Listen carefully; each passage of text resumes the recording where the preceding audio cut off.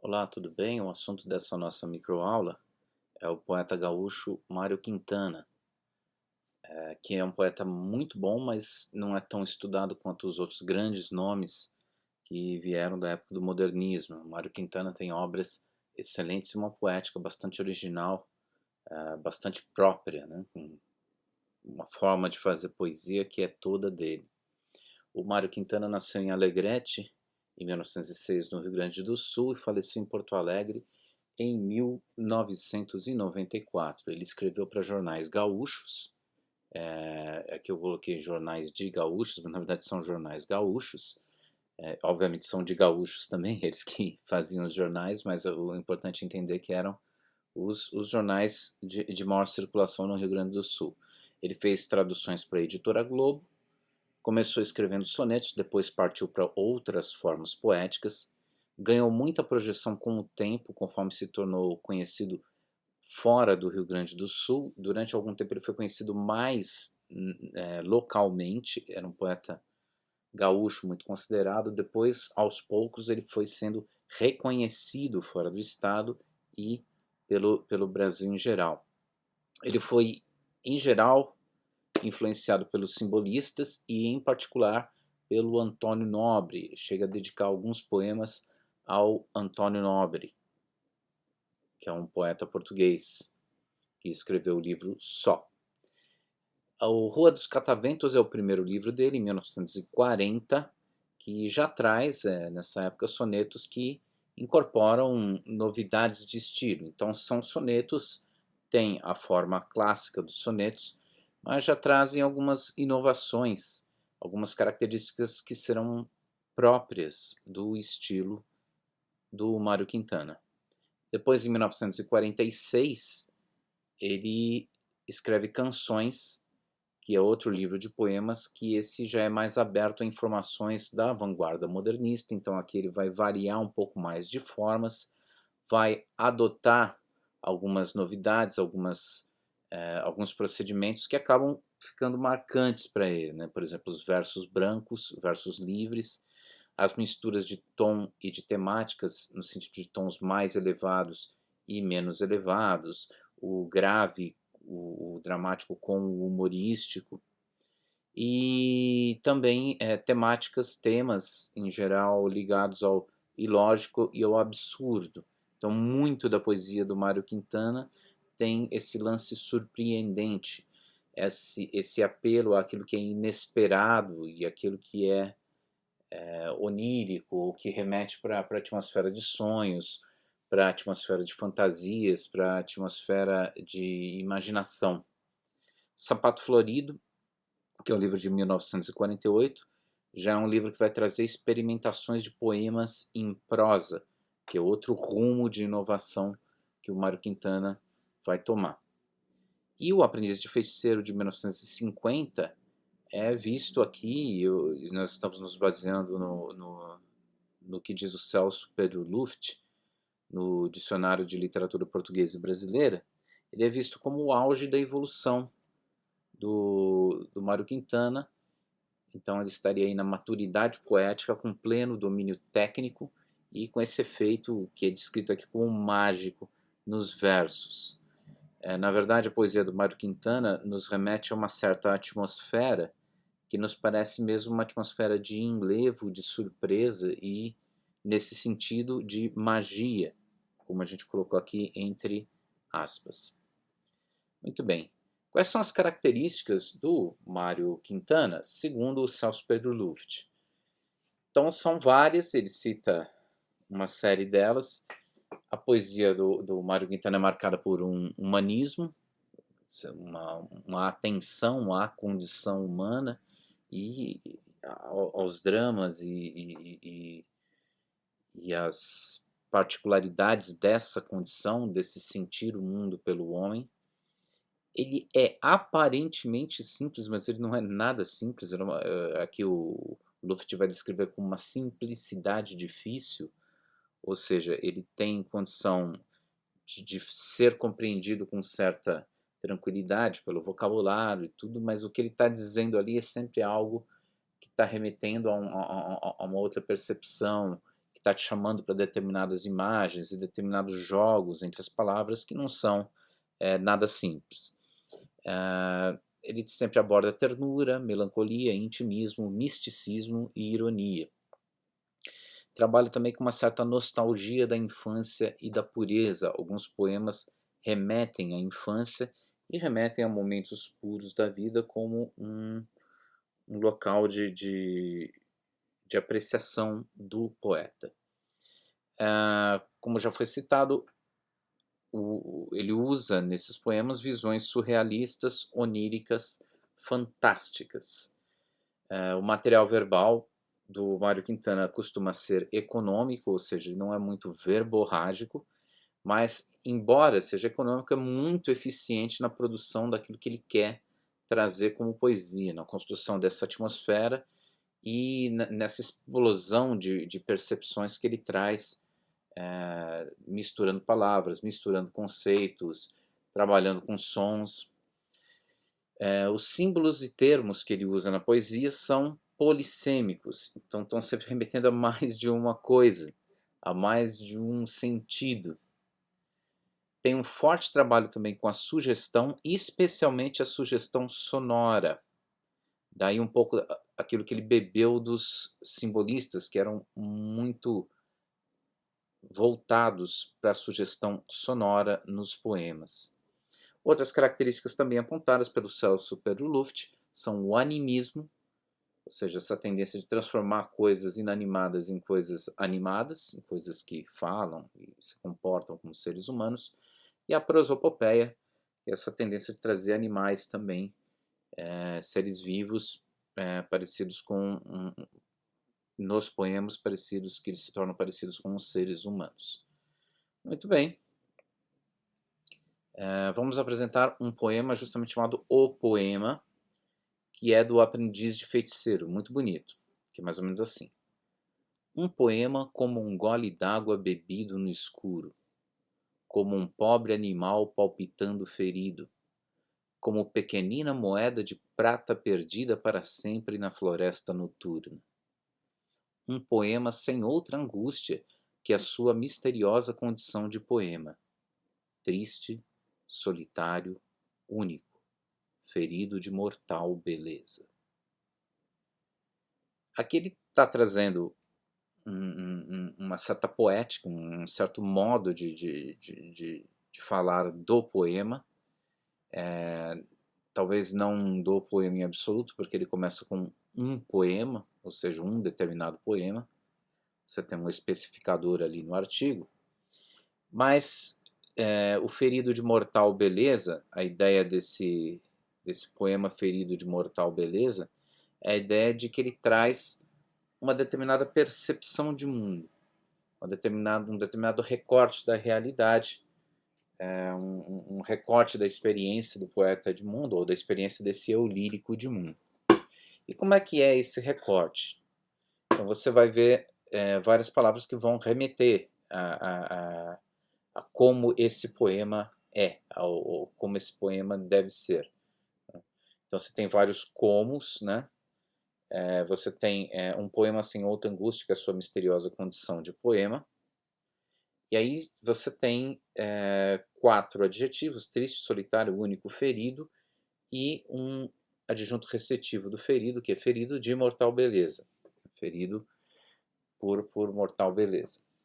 Muito bem.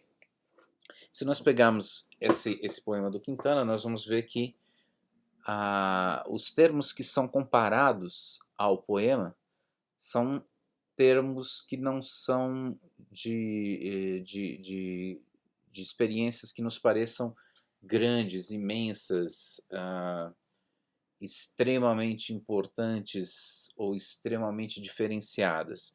Ele compara com um gole d'água bebido no escuro, ele compara com um pobre animal palpitando ferido, ele compara com uma pequenina moeda de prata perdida para sempre na floresta noturna. É interessante aqui, nesse trecho, como você sente a moeda saltitar. Pequenina moeda de prata perdida para sempre na floresta noturna. Parece que você sente essa moeda rolando e caindo em algum lugar nessa floresta.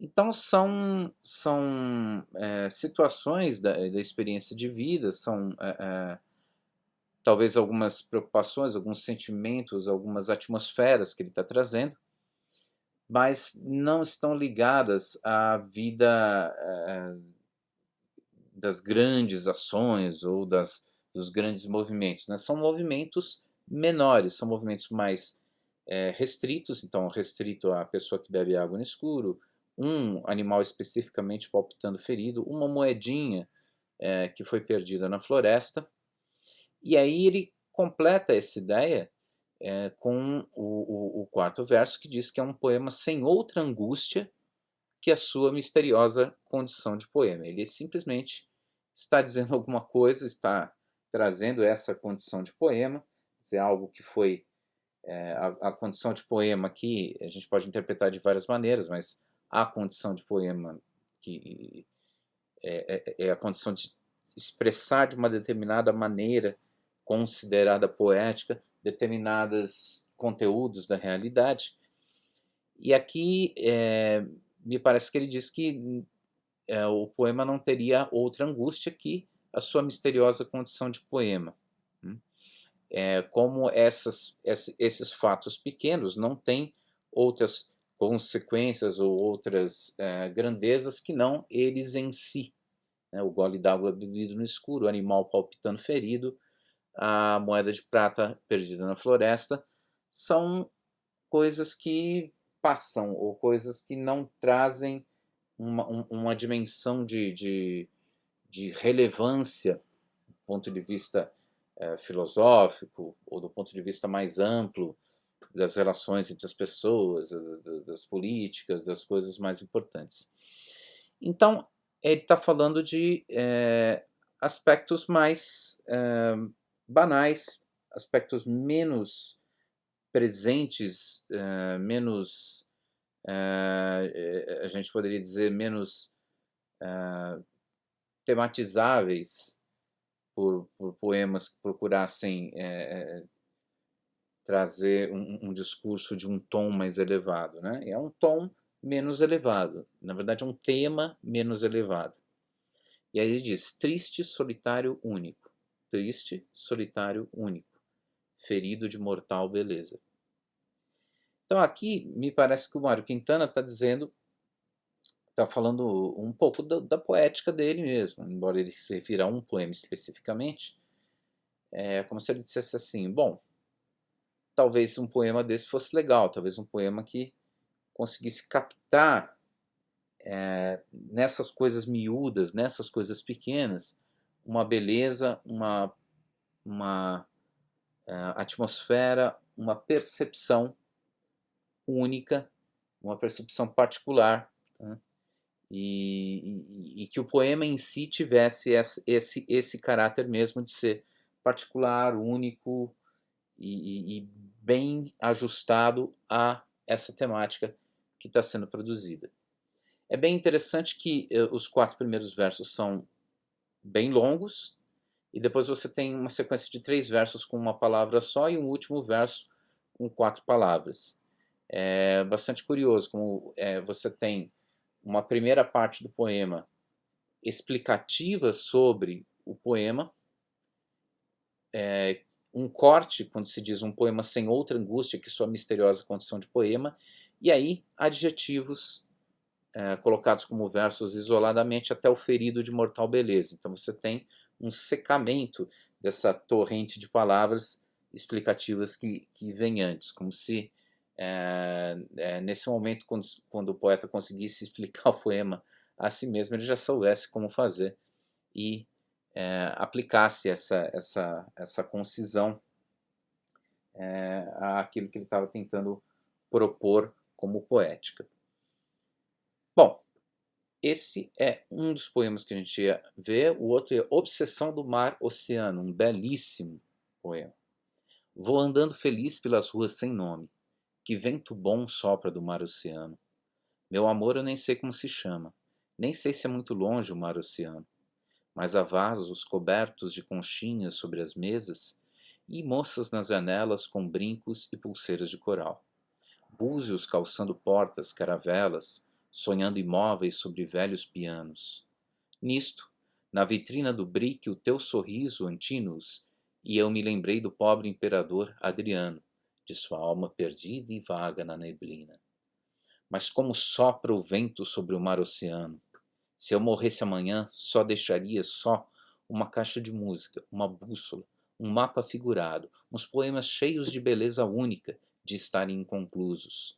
Mas como sopra o vento nestas ruas de outono, e eu nem sei como te chamas, mas nos encontramos sobre o mar oceano, quando eu também já não tiver mais nome. A atmosfera que tem aqui remete a uma caminhada, e essa caminhada tem na poética, na estrutura dos versos, essa opção pelo ondeante, pela sonoridade ondeante. Vou andando feliz pelas ruas sem nome, que vento bom sopra do mar oceano. Meu amor, eu nem sei como se chama. Então, o uso bastante constante das vogais anasaladas, inclusive aquelas que nós costumamos anasalar por estarem antes, por exemplo, em chama. Você poderia dizer chama, mas dificilmente alguém diz chama, as pessoas dizem chama. Nós costumamos anasalar porque vem antes de M ou de N. Então, esse ondeado do verso vai junto com a caminhada desse eu lírico, e essa percepção também de mar, de oceano, também é uma percepção ondeante, né? Uma percepção de idas e vindas. Muito interessante se verificar que, embora não seja um poema metricamente fechado, e aí com rimas marcando os finais de versos, dos versos numa métrica fechada, ele tem uma série de rimas. Então, se você reparar, você tem a repetição de oceano nas duas primeiras, você tem janelas, caravelas, depois, né, nos versos seguintes, sonhando imóveis sobre os velhos pianos. Então você tem de novo a rima do oceano aqui, né? Aí depois se diz, nisto na vitrina do brick o teu sorriso, Antinous, eu me lembrei do pobre imperador Adriano. Então de novo Adriano rimando ali. E aí vitrina vai se recuperar de sua alma perdida e vaga na neblina. Então você tem ali uma rima interna do vitrina com neblina encerrando o verso. Se eu morresse amanhã, deixaria só uma caixa de música, uma bússola. Você não tem propriamente uma rima perfeita aí, mas você tem duas proparoxítonas com a sílaba tônica em um, né? Uma caixa de música, uma bússola, um mapa figurado, uns poemas cheios de beleza única, mais uma, entre música, bússola e única, de estarem inconclusos. Mas como sopra o vento nestas ruas de outono. Aqui você tem o outono remetendo, lembrando o oceano, né, a sonoridade. E eu nem sei como te chamas, mas nos encontramos sobre o mar oceano quando eu também já não tiver mais nome. Então é bem interessante, porque você tem todo um trabalho de sonoridade e um trabalho de variação, né, de uso de variações que dão a ideia de continuidade por meio das nasais, e ao mesmo tempo trazem repetições mesmo de palavras, repetições de sons e propriamente rimas, como a gente conhece mais popularmente, aquelas rimas que são as rimas com todo o final da palavra rimando como vitrina e neblina. Então, muito interessante a gente ver esse trabalho poético do Mário Quintana criando a atmosfera e investindo nessa atmosfera poeticamente. Bom, esse foi o Quintana, sua poesia muito bonita. Espero que as pessoas se sintam estimuladas a estudar. Deixo aqui uma sugestão. Saiu pela Nova Aguilar há um tempo atrás a obra completa do Mário Quintana, que é esse livro aqui muito bonito, e tem um amparo crítico bem interessante logo no início, então várias contribuições de críticos sobre o Quintana. Recomendo que vocês leiam O Aprendiz de Feiticeiro, Baú de Espantos e outras obras do Quintana. E é isso. Em breve a gente aprofunda um pouco mais esse trabalho. Até a próxima.